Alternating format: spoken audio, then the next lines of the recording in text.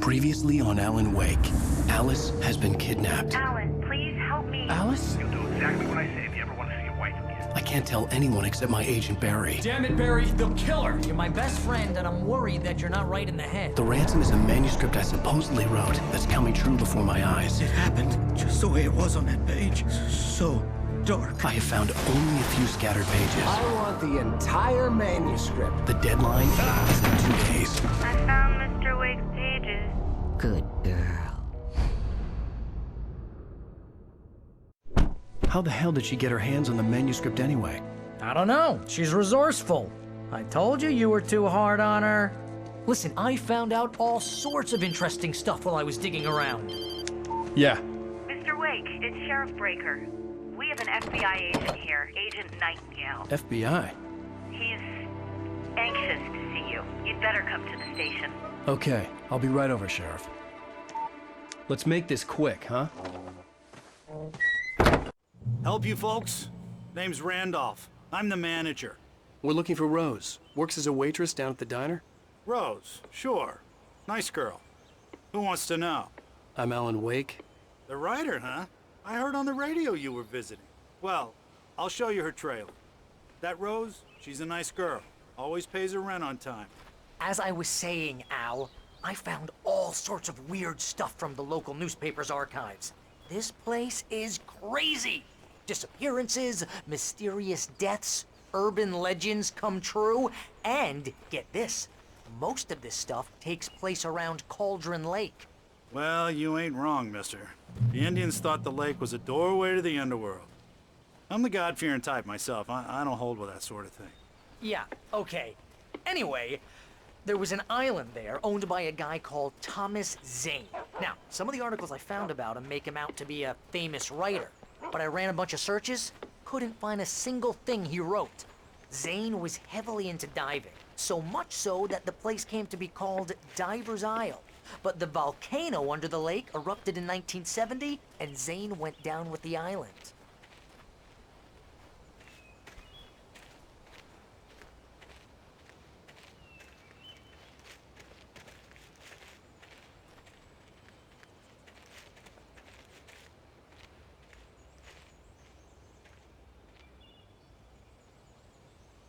It gets better. A local girl, Barbara Jagger, drowned in Cauldron Lake just a week earlier. They were lovers. Sure, Jagger's a local spook story. The Scratching Hag comes for you in the dark. Childish stuff like that. Anyway, Al, I'm just getting to the best part. All of the articles about this stuff were written by Cynthia Weaver. I asked around, and she's that crazy bag lady you met.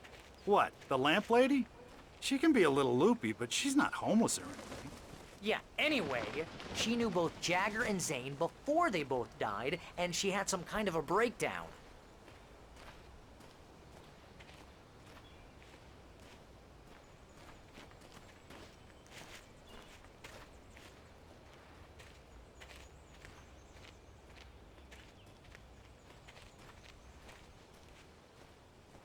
Well, mister, this here's Rose's trailer.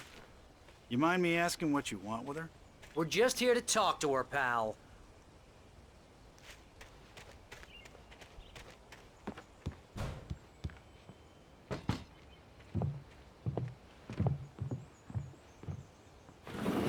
Welcome to... Oh dear, Mr. Wake. I'm so glad you're here. Rose, you have my manuscript? Oh. Oh yes.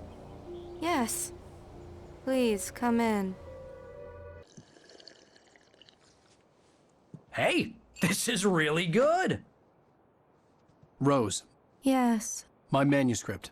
I really need it. I understand. I know what you need. A muse to inspire you. Oh, for Barry. She doesn't have anything. Yeah, hey, Al? Al, what's... Oh... Barry! What? What?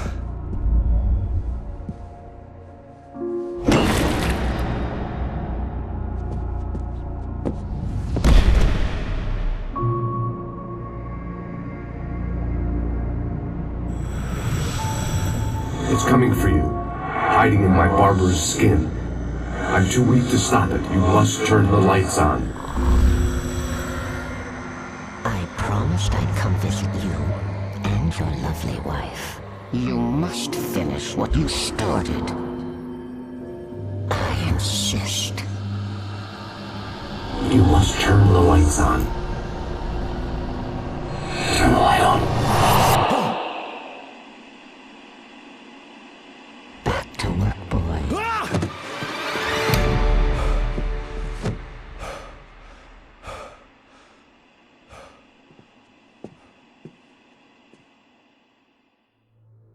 I felt nauseous, hungover. Only anger kept me going. I can't tell reality from dream anymore, but it seems I have an imaginary editor to help me. She's an old woman in a funeral dress. I call her Barbara Jagger. She's very strict. I'm writing faster and faster. My manuscript is being heavily revised. The edits are getting very aggressive, and each day there's less of me and more of her. I hate it, but I know she's right. She promises me I can save Alice this way. She knows more of this than I do. About the complex incantation I'm attempting. About this place. She's worked with another writer under similar circumstances, Thomas Zane. The genre of the story seems to be shifting. It's turning into a horror story. I'm getting close. I can feel it.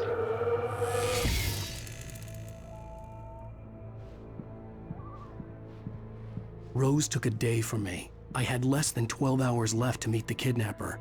All I could do was get Barry into the car, work something out once I got on the road. Welcome to the Oh Dear Diner. What can I get you today? Coffee? I couldn't work up much hate for Rose. Something had used her to get to me and left its mark. First refill is free. Milk and sugar on the counter there. Would you like to hear today's specials? Thank you. A nice day. Come back soon. Barry was out of it. He was way too heavy to carry. You're right. I deserve more money. I'm so handsome. My gun and flashlight were gone. I'd have to find a way to get Barry into the car as quickly as possible. There was no time to waste. Mr. Randolph liked Rose. That little smile she had. How she was still sweet when life had tried so hard to make her bitter. It wasn't any of his business what she did in her trailer. But those strangers, the writer and his smart-ass sidekick, looked like trouble. And they'd been in there for hours, way past her normal bedtime. He reached for the phone and called the sheriff's station.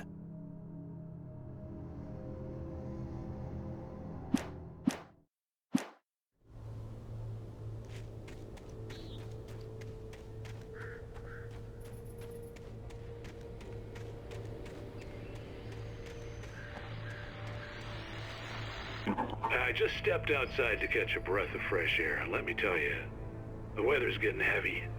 Nights like this make me especially glad I'm here talking to you and not home in bed. Once the weather takes a turn like this, I can't sleep at all. It's all tangled bed sheets and dark thoughts, punctuated by the occasional plunge into nightmare. Is it just me? Well, perhaps it is. But I hope I can make the night a little bit easier to get through. Caller, you're on KBF FM. Hey, Pat, it's Walt Snyder. What's on your mind, Walt? Well, I ain't the way you are, but, well, I can't sleep either, you know? I just been staring out the window here, trying to make sense of it all, but, I ain't been drinking either, you know? Well, you sound like a man with a problem, Walt. I had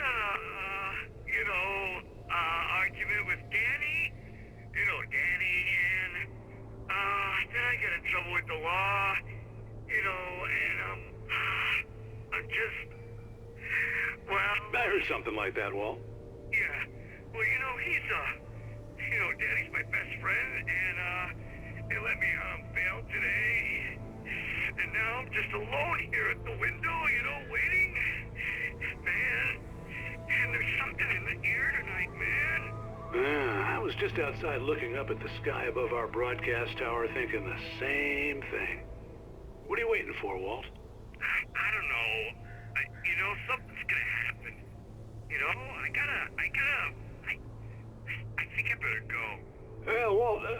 No, thanks, Pat. Well, good luck to you, Walt. Hang in there. Let's take a little break, folks. This weather's really something else, huh? How can I be sure?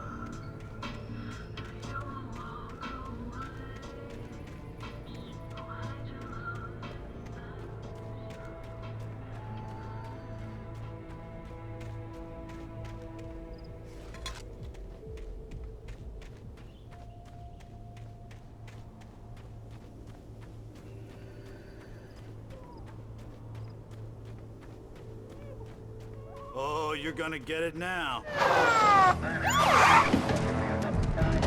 God knows what you've done to that poor girl. This is Agent Nightingale, FBI! Get him up, Hemingway! You're under arrest! You move a muscle, I'll unload right in your goddamn face! Stay right where you are, Spillane!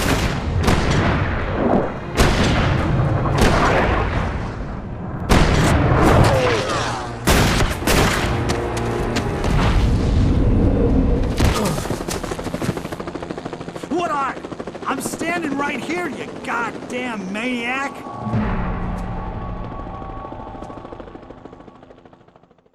I hated to leave Barry behind, but there was no way I'd miss my appointment with the kidnapper. Give it up, Mr. Wake. Come on.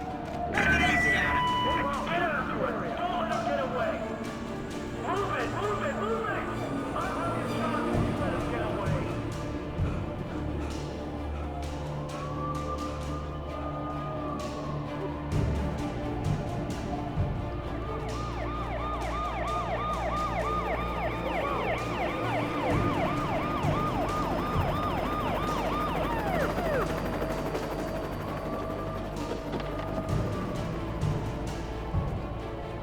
There he is! There he goes! Okay, men. Keep your eyes peeled. He's gonna try to make it through here. Damn! Fan out! Down there! Don't move! The other way! Stop! God damn it! Where did he go? This way! Keep an eye out!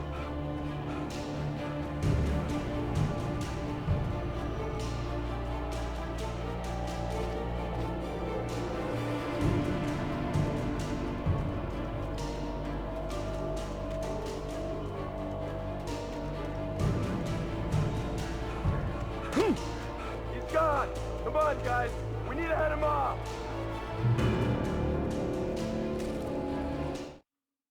For decades, the darkness that wore Barbara Jagger's skin slept fitfully in the dark place that was its home and prison. It was hungry and in pain. It dreamed of its nights of glory when the poet's writing had called it from the depths and given it a brief, terrible taste of power and freedom. The rock stars had stirred it from the deep sleep the poet had sunk it back to in the end. When it sensed the writer on the ferry, it opened its eyes.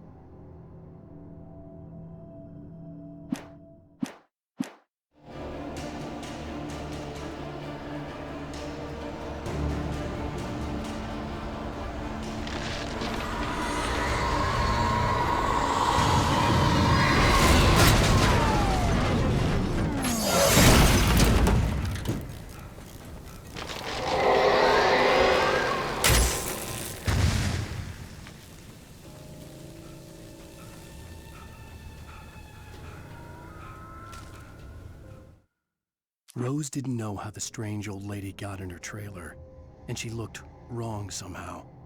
The woman showed her teeth in an approximation of a smile and traced a finger down Rose's cheek. "Pretty girl," she said. Rose felt as if she was falling asleep, but her knees didn't buckle. The crone spoke in a whisper, her words ice cold and dark in Rose's ear.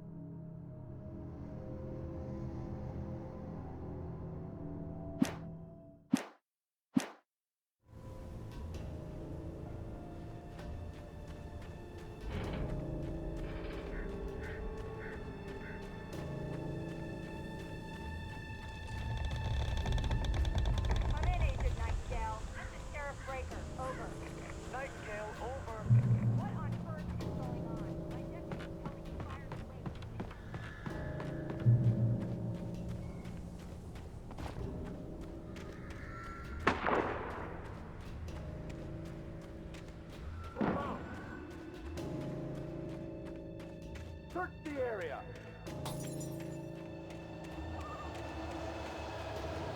Stay sharp. This way. Over here.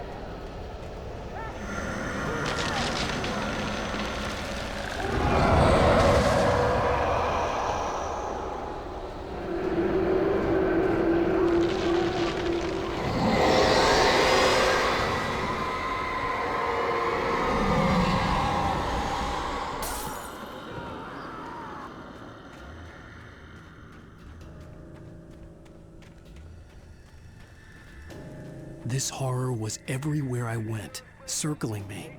The cops didn't stand a chance. They were after a writer, not a monster.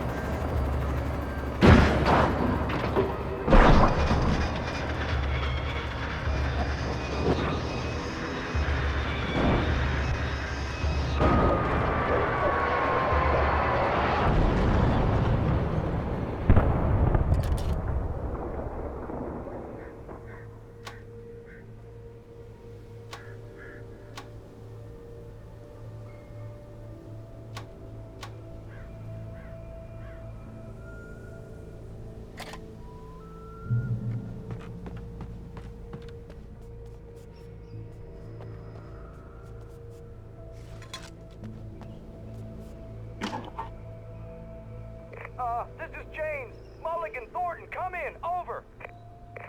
Thornton here. James, we got both Wheeler and Rose in custody. They didn't put up a fight or anything. Why, they were... Hey, Mulligan, what are you doing? Come on. Sit down and give me that. James, Mulligan here. Over. Go ahead, Mulligan. Over. We got Wheeler and Rose here. Wheeler's drunk or hopped up on something. Speaking of which, that Fed had a pretty distinctive whiff of Otis Scotch about him, if you know what I mean. Over. I don't have anything on that, Deputy Mulligan. Over.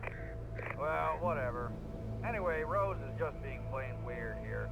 You better get Doc in to take a look at both. Over. Gotcha.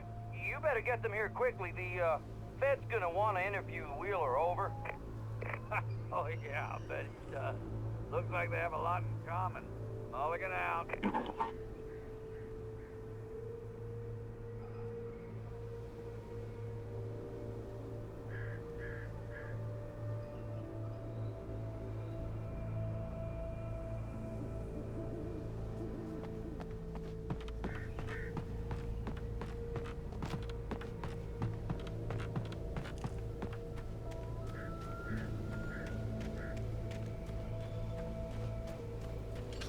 I imagined that the broadcast tower in the distance was part of the local radio station.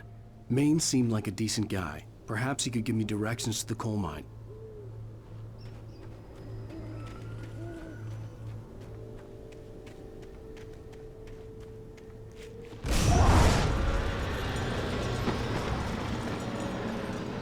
Unnatural shadows clung to the gate.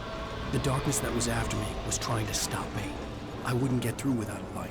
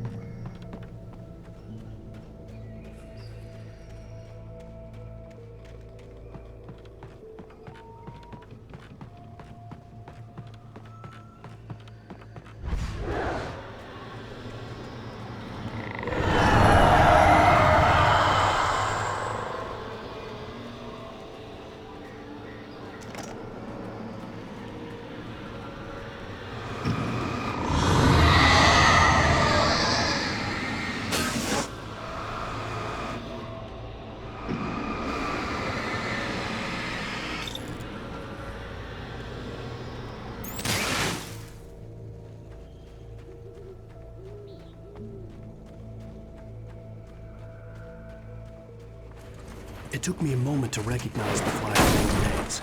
They were an ideal weapon for my situation. Team 1, come in. Over.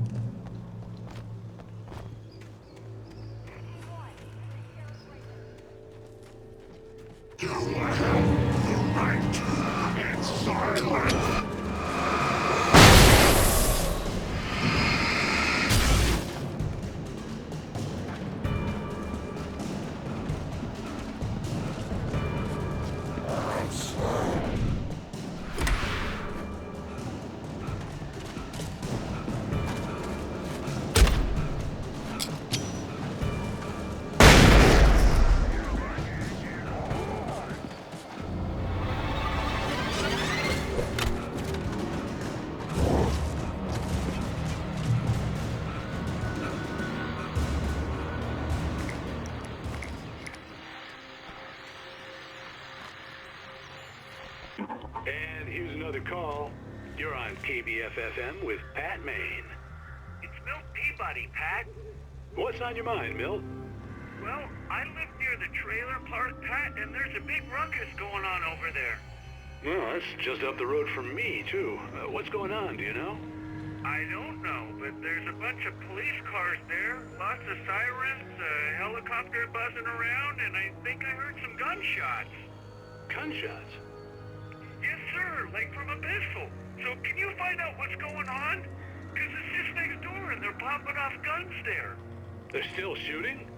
No, it was maybe 10, 15 minutes ago. It sounds serious, Pat. I'm telling you, it don't sound like no party. Well, I'm certainly going to give the station a call, Milt. Okay. You'll hear it here as soon as I hear from them.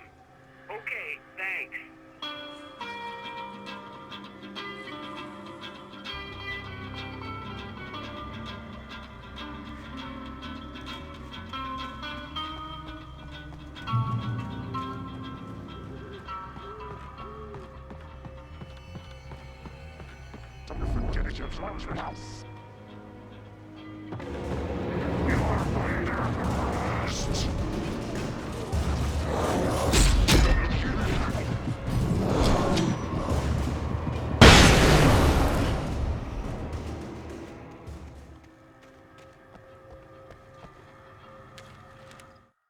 Touched by the dark presence, Rose was lost in a dreamland where everything was drawn in black and gray crayons.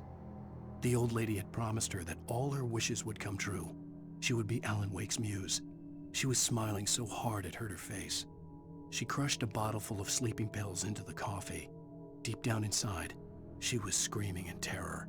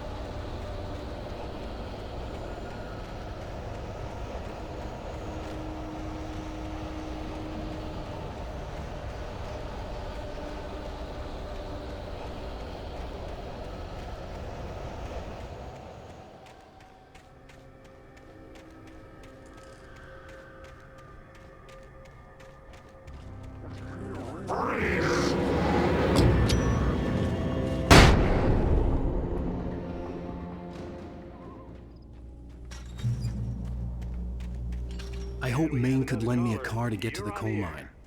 Dad, it's Lorna Miles. Oh, why, hello, Lorna. What do you have for us? Well, I just don't see why it's causing bother with the trailer park. What do you... You wouldn't have trouble in a place like that. I mean, what do you expect? The sheriff should be helping us normal citizens instead of wasting resources on those people. Well... They'll have to try to sort themselves out. I'm sorry, but my granddaddy settled in Bright Falls in 1911. Well, thank you very much for that compassionate viewpoint, Lorna. Oh, here's a little surprise. The famous writer Alan Wake just walked in. Folks, I'm going to see if I can talk him into an interview. Come on in, Mr. Wake. Oh, I'm so glad you could find the time to do this, Mr. Wake. Nowhere to run now, Dan Brown. You back away from me. Don't hurt. Whoa. Everyone calm down. Put the gun down. We're all friends here, right? Cool your jets, Nightingale. We got him. Judas Priest! What the hell's the matter with you? There's a civilian in there.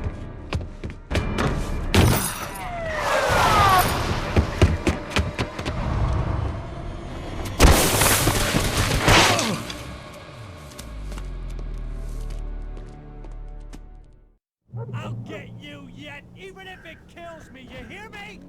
You hear me, H.P. Lovecraft? I had fallen off so many cliffs it was ridiculous.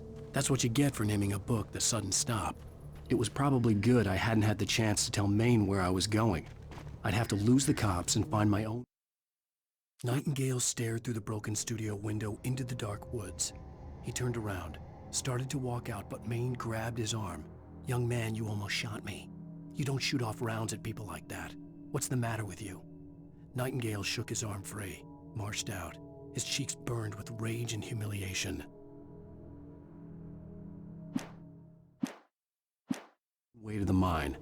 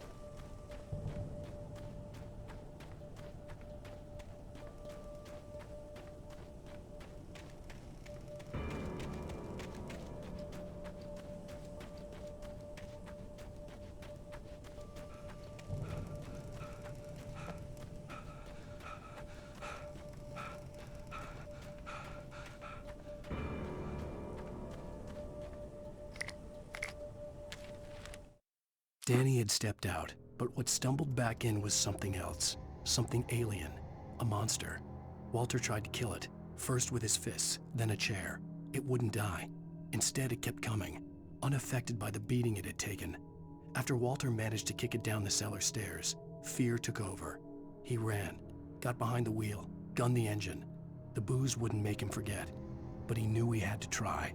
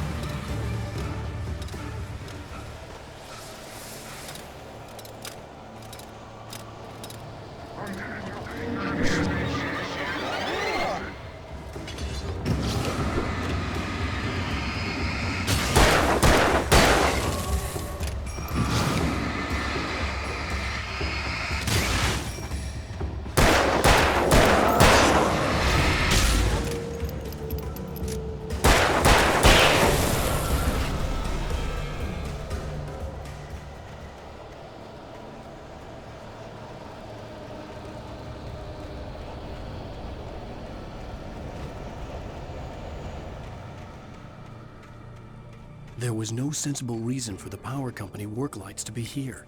It was almost as if they'd been left for someone like me to use.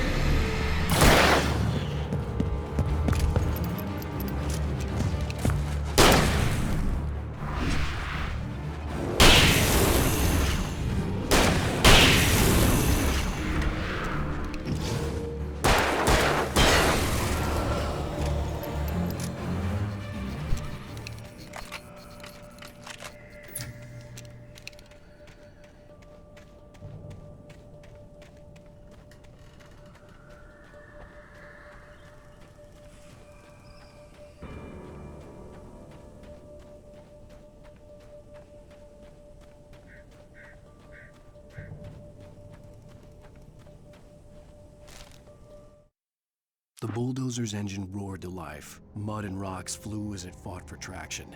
It crashed through the concrete wall and landed heavily in the yard. If it were an animal, it would have shaken its head after the impact, fixed its eyes on me, and charged. Of course, it had no head, nor eyes. Shadows crawled on its form, twisting it into a monster. Then, it came for me.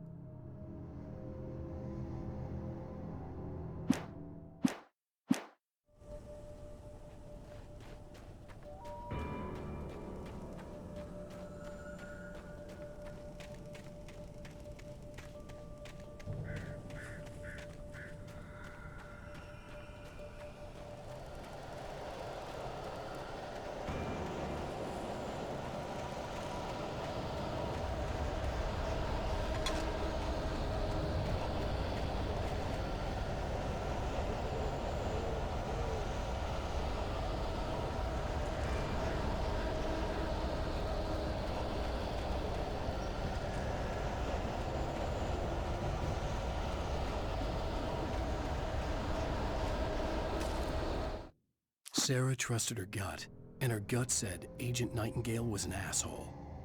He felt wrong, and it wasn't just the smell of stale booze.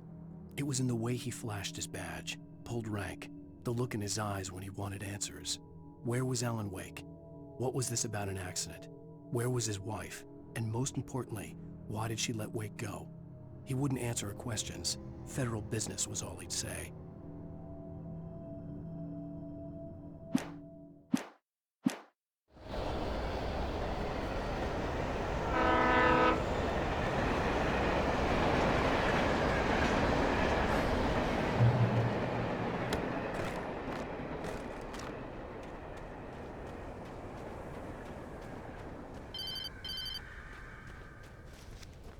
Hello? The most stubborn man I've ever met. Alice? Alice? Alan. Alan. I'm so afraid. He keeps me in the dark. Please help me. I look at you, Alan, and it's not you. Something else. Looking out from behind your eyes.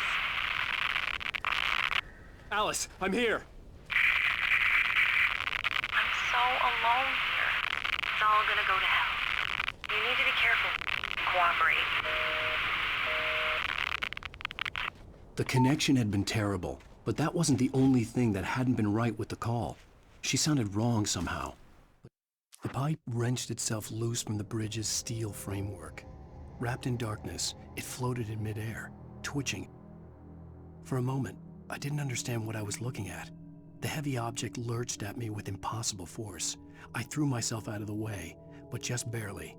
When I turned my flashlight on it, it shook in a dark rage before it flew at me again.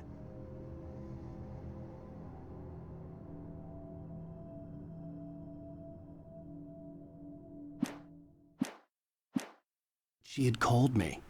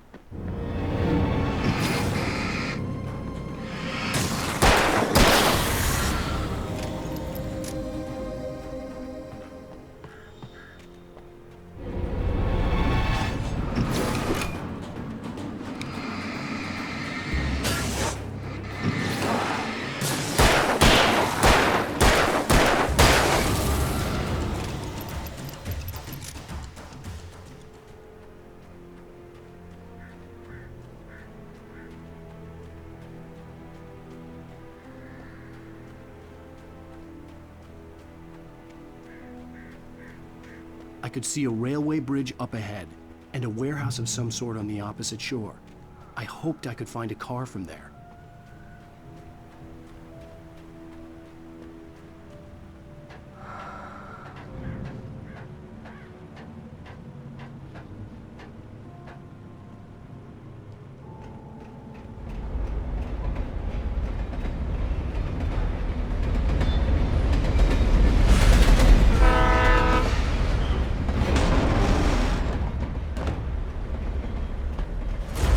That was pursuing me was growing stronger, and it was taking over everything in its path.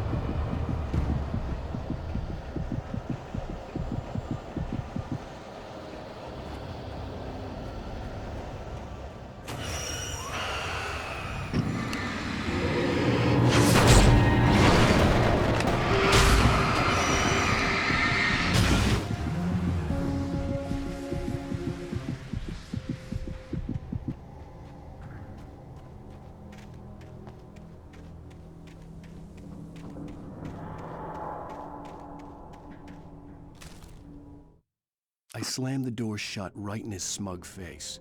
He pleaded for me to open the door. True to form, the asshole actually thought I would obey. I had no sympathy left, no guilt either, not for him. I took a moment to savor the scream. I bet I had a smile on my face. It was all that I had time for. The dark presence was inside the lodge with me.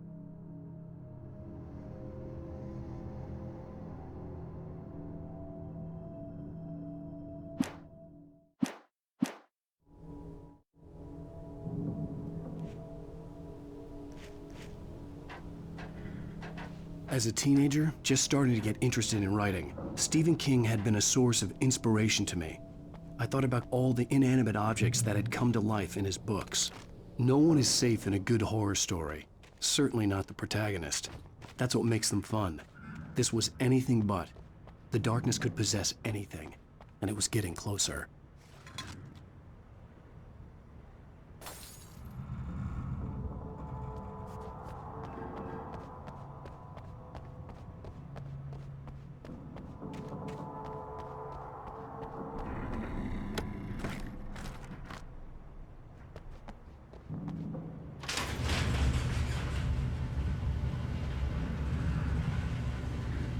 Did you call 911?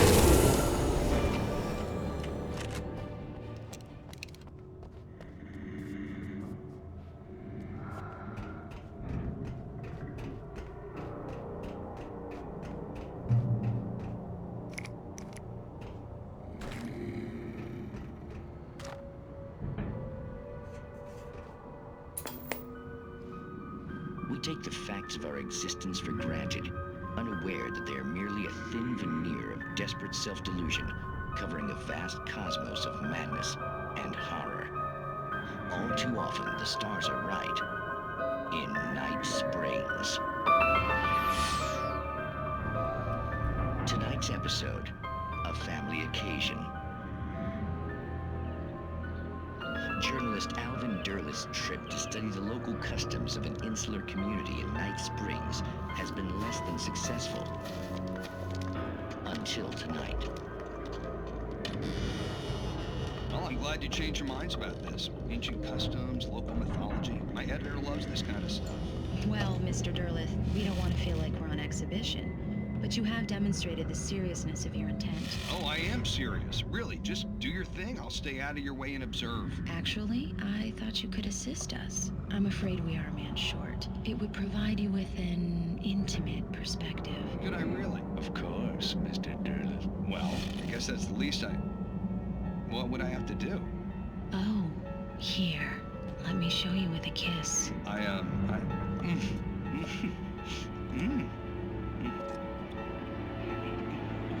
What did you...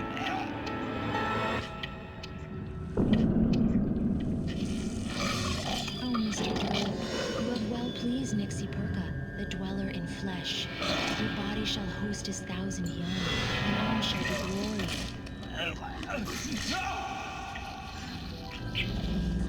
Shh, darling, be calm. Shh. Alvin Derleth learned a harsh lesson. If you go looking for mythology, it may come looking for you. And such quests always bear fruit. In Night Springs.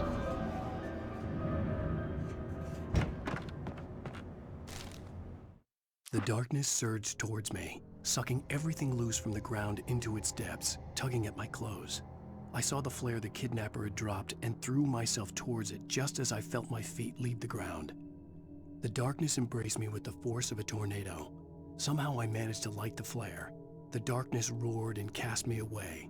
I fell toward the dark waters of the lake far below.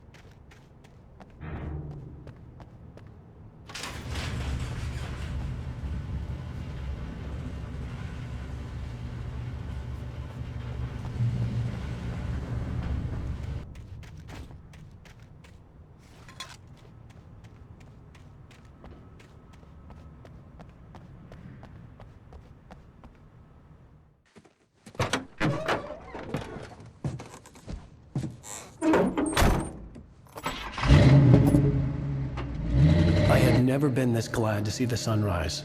I had a couple of hours to get to the coal mine.